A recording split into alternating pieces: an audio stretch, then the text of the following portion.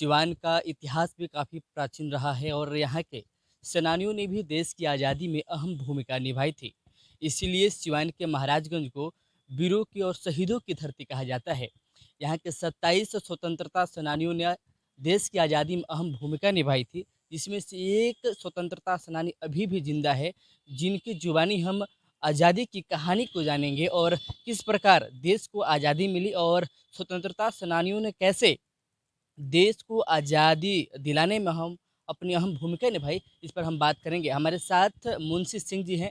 इनकी उम्र 95 वर्ष की है और ये स्वतंत्रता सेनानी है और जीवित यानी कि 3 जिलों में यानी सिवान, छपरा और गोपालगंज में जीवित के ही स्वतंत्रता सेनानी बचे हुए हैं और इन्हीं से हम जानने की कोशिश करेंगे।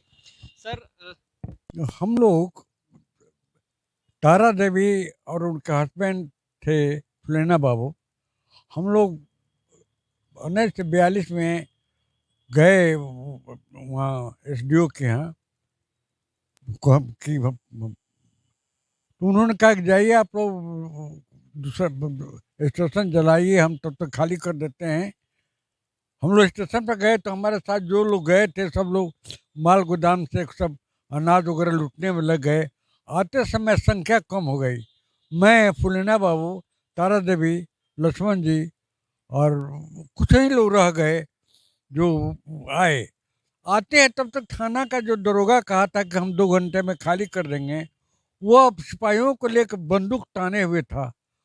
पूरब की तरफ हम लोग थे, अब पूरब की तरफ बंदूक ताने हुए था।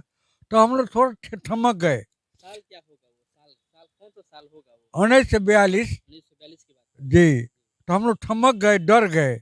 लेकिन तारा रवि ने कहा कि नहीं, आगे बढ़िए। और तारा रवि का हस्बैंड थे फुलेना बाबू।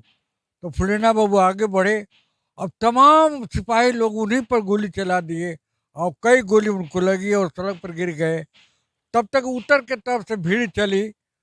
तो जो लोग पूरब तरफ गोली चला रहे थे वो लोग उत्तर तरफ छर्रा चलाने लगे और हम लोग लाश खींच करके ले गए दुर्गापुर मित्रा डॉक्टर थे होम्योपैथिक के, उनके यहाँ।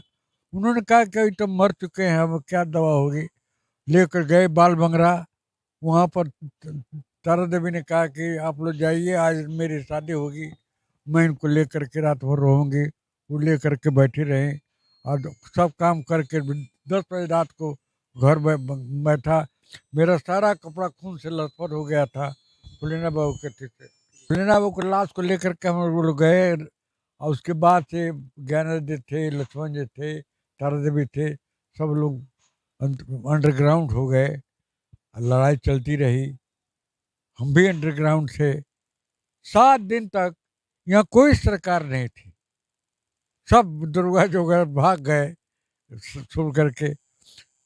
दूसरे दिन सुबह में गणेश डोम और बम बहादुर सिंह आए थाना में। तो देखते हैं कि थाना में तो कोई नहीं है, बस आग लगा दिया उन लोगों ने थाना में और थाना जल करके राख हो गया। पुराना थाना पर अब स्मारक है फुलेना बाबू का। वहाँ पहले थाना था, थाना दूसरी जगह चला गया और जहाँ थाना था वहाँ फुलेना बाबू का स्मारक बन गया। गांधी जी को मैंने देखा था।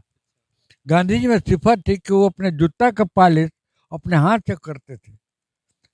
तो मैं एक जगह वो ठहरे हुए थे, तो हमने कहा कि हमको गांधी से भेंट करा दीजिए, मकान मालिक से। तो मकान के मालिक ने कहा कि देखिए वो जो छत पर बैठे हुए हो गांधी जी। तो देखा कि वो अपना चप्पल जूता पर पॉलिश कर रहे थे। तो वही देखा, उसके बाद से नहीं देखा गांधी जी। महाराजगंज से एक रोड जाती है गुरे कोठी, और गुरे कोठी में वो वहाँ के नेता थे, उन्होंने हाई स्कूल खोला था।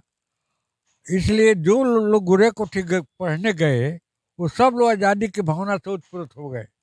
नतीजा ये हुआ कि महाराजगंज से गुरे कोठी का जो रोड है, उस रोड के दोनों तरफ के नौजुवक लोग आज़ादी की भावना से रोतपुत हो गए और आज़ादी की लड़ाई में भाग लिए।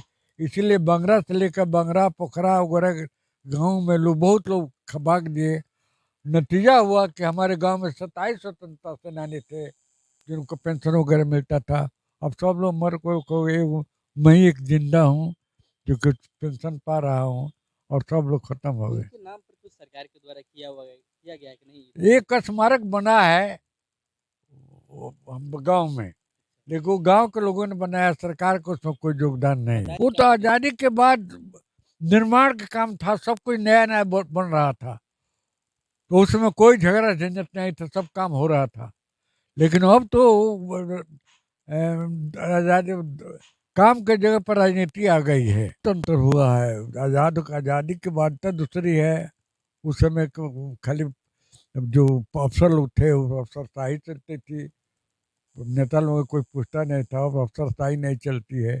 जनता के जो अथी जनता चुने हुए जो लोग हैं, मुखिया है, सरपंच है, पंच है, उन लोगों की चलती है। बहुत अंतर आया है पहले से अब में। देखा कि हमारे साथ जीवित स्वतंत्रता सेनानी एकमात्र हमारे सिवान जिले के मुंशी सिंह जी थे। उन्होंने बताया कि किस प्रकार देश की क्या स्थिति उस समय थी, आज कैसी है और किस प्रकार देश को आज़ादी मिली और इन्होंने देश की आज़ादी में किस प्रकार अहम अपनी भूमिका निभाई। इसके संदर्भ में भी उन्होंने बहुत ही बारीकी से अपनी बातों को रखा। अंकित कुमार सिंह, न्यूज़ 18 सिवान।